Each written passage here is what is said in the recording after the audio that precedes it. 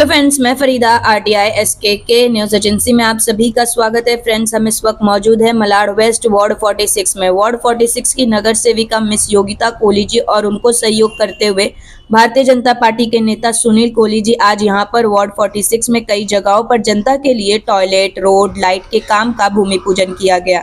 आइए देखते हैं वीडियो।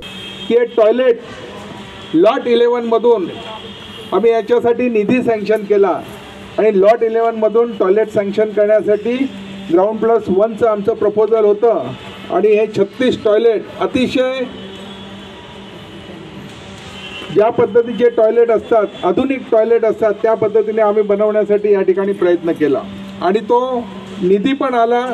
लॉट 11चा निधी असतो, डायरेक्ट सेंट्रल एजन्सीचा असतो, त्याचा कॉन्ट्रॅक्टर पण नियुक्त झाला आणि त्यानंतर हे टॉयलेट बनवण्यासाठी आम्ही या ठिकाणी इथे आलो असता या ठिकाणची जाहीररित्या सांगतो, सिद्धिविनायक कोऑपरेटिव्ह हाऊसिंग सोसायटी जी रिडेव्हलपमेंटमध्ये इथे चाललेली आहे, त्या सोसायटीने मुंबई महानगरपालिकेला पत्र लिहिलं आणि त्या पत्राची प्रत आपल्याला दिली। त्या अनुषंगाने त्यांनी सांगितलं इथे टॉयलेटचं आपण काम करू नये।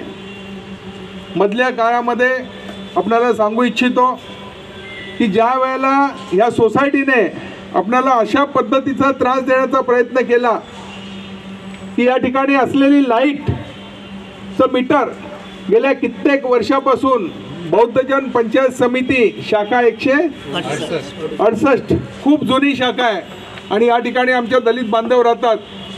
त्या ठिकाणी ते लाईटचं मीटर काढून लाईट कापण्याचं काम पण या सोसायटीच्या सदस्यांनी केलं आणि आपण सर्व साक्षी आहेत।